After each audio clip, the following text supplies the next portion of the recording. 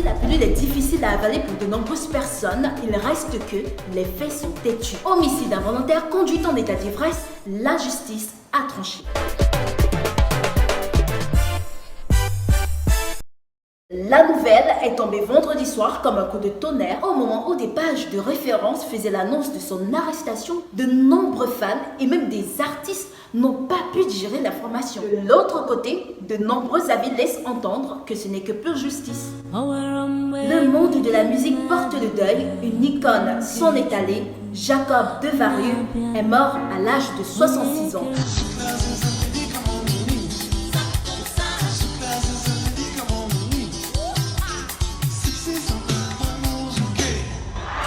Jacob Devarieux, c'était une voix incomparable. Africa, le grand concert a été diffusé sur France 2 le 27 juin. Initié par Claudicia, ce concert avait pour objectif de mettre en avant les artistes africains et sa diaspora. Sauf que, pour certaines personnes, la plupart des artistes programmés étaient des Français vivant en France.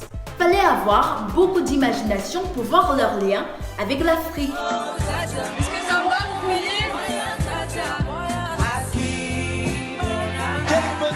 De vous proposer cette soirée. Stanley Eno, le King Kong, est en France et on peut dire que le séjour est très chargé. Session de studio, tournage de clip, rencontre d'artistes, oui monsieur. Madame Dominique Ouattara, la première dame de la Côte d'Ivoire, était la marraine du concert de Charlotte Dipanda. Vous avez certainement vu ceci défiler sur votre fil d'actualité. Dans cette vidéo, deux hommes s'unissant pour la vie et parmi les invités, des influenceurs camerounais. C'est clair qu'on a touché le fond. Vous le savez, il est très important de maintenir sa cardio. Heureusement, M-Fit Academy est là. M-Fit Academy est une école de coaching sportif qui propose des programmes d'entraînement, des régimes alimentaires minutieusement choisis pour votre bien-être. M-Fit Academy vous accompagne pour garder votre forme, retrouver votre silhouette sur le long terme. C'était au cœur de l'actualité cette semaine. Mets-la-moi bien profond.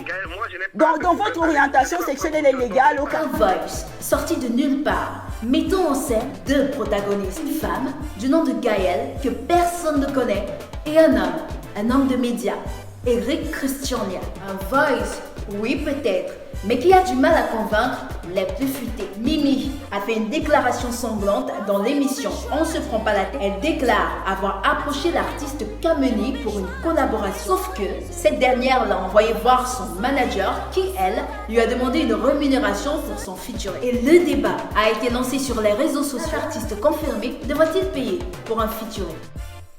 Et si on se réchauffait un peu le cœur avec les vidéos de la semaine? Gomez nous revient en mode sapologie.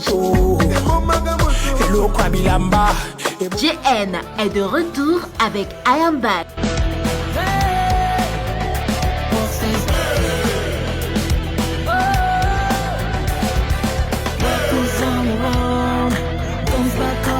Et on se quitte avec le coup de cœur de la semaine. C'est un danseur atypique que vous allez surkiffer.